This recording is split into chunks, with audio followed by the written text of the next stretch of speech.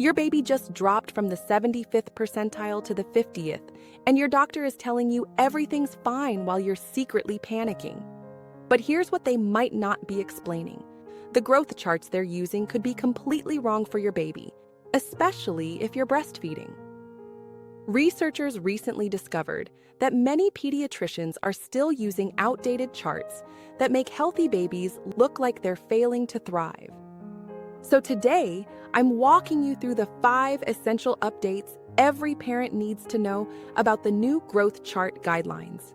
These 5 critical changes include understanding why your breastfed baby's slow growth is actually perfect, knowing which chart your doctor should be using based on your baby's age, recognizing when percentile drops are normal versus concerning, learning the hidden measurement errors that affect 30% of readings, and discovering the one question that ensures your pediatrician is using current standards.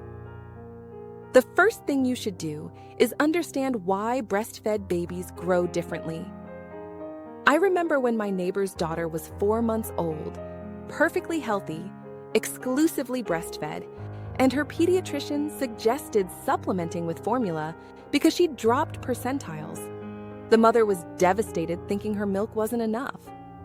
But when she got a second opinion, the new doctor pulled out completely different charts and showed her that her baby was thriving.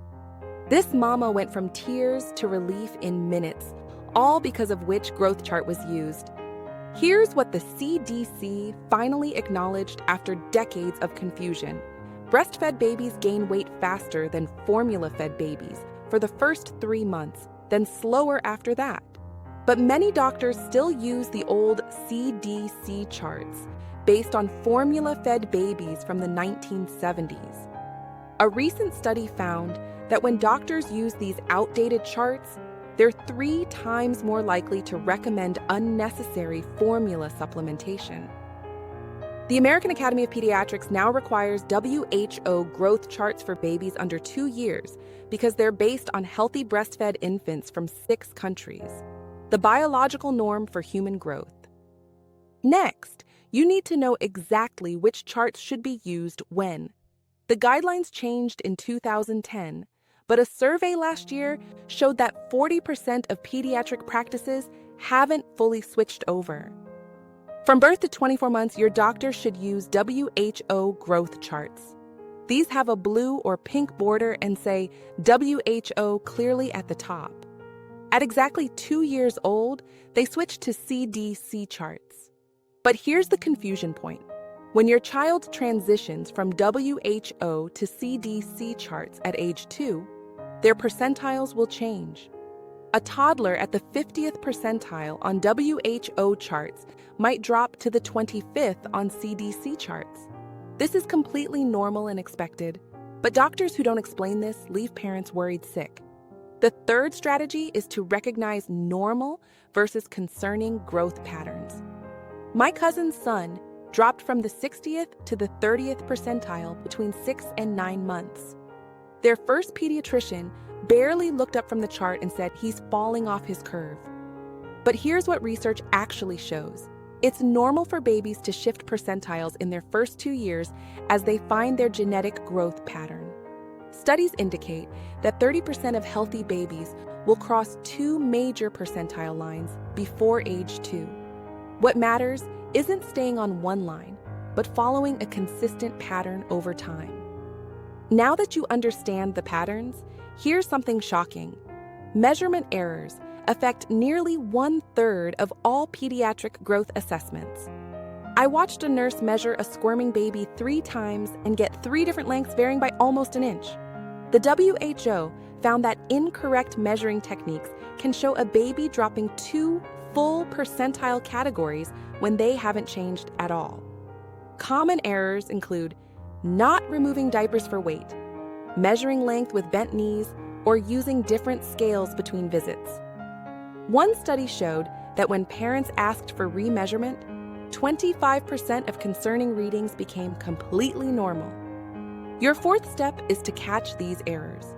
Always ask to see your baby being measured. For accurate length, your baby should be completely flat, looking straight up with legs fully extended. It takes 2 people to do it right. For weight, remove everything, including the diaper. If the numbers seem off, request an immediate remeasure. Document measurements yourself and bring them to appointments. One research team found that parent-tracked measurements were actually more consistent than some clinic readings because parents took more time and care. The most powerful strategy I saved for last because it completely changes how you approach growth monitoring. You need to ask your pediatrician one specific question. Are you using WHO charts for my baby? And can you show me how you're interpreting them? This simple question reveals everything. Doctors using current guidelines will eagerly show you the WHO charts, explain the breastfeeding growth pattern, and discuss your baby's overall trend rather than fixating on single measurements. But if your doctor dismisses the question, can't explain the difference between WHO and CDC charts, or worse, doesn't know which ones they're using, you've identified a serious red flag. A pediatric nutrition specialist I interviewed said she regularly sees families who spent months worried about poor growth only to discover their babies were perfectly healthy. The doctor just didn't understand the current standards. Here's a story that brings this all together. Last year, a mother in my Caribbean parenting group had twins. One breastfed, one formula-fed due to latch issues. At 5 months, the breastfed twin had dropped to the 35th percentile, while the formula-fed twin stayed at the 75th. Their pediatrician, still using old charts, pushed hard for supplementation. But this mama had done her research. She brought printed WHO charts to the appointment and asked the doctor to replot the measurements. Suddenly, her breastfed baby was right on track at the 45th percentile. The doctor was stunned. He'd been practicing for 20 years and hadn't realized he was comparing apples to oranges. That mother later told me something that stuck. I thought the medical degree meant they'd always have the latest information, but we have to advocate for our babies with current research. She was right. Studies show that parental awareness of growth chart standards directly correlates with appropriate feeding decisions and reduced anxiety. You know what fills my heart with both frustration and hope? Seeing how many parents blame themselves when the real problem is outdated medical practices. Every week, I hear from mothers convinced their bodies are failing their babies, when actually their babies are thriving according to biological norms. We've been programmed to see formula-fed growth as the gold standard when it's actually the variation from normal. This goes deeper than just numbers on a chart. When we understand that breastfed babies are supposed to grow differently, that percentile shifts are normal, that measurement errors are common, and that many doctors aren't using current guidelines, we stop second-guessing our instincts. We stop letting fear drive our feeding decisions. We start trusting our baby's cues and our body's wisdom. The truth is, nature designed a perfect system. Your baby's growth pattern is as unique as their fingerprint, and when we measure it correctly with the right tools, we usually find that everything is exactly as it should be. These new guidelines don't just change how we read charts. They validate what Caribbean grandmothers have always known. Babies grow in their own time, in their own way, and a thriving baby doesn't always fit in a neat percentile box. So tomorrow, when you're at that next appointment, you'll walk in prepared.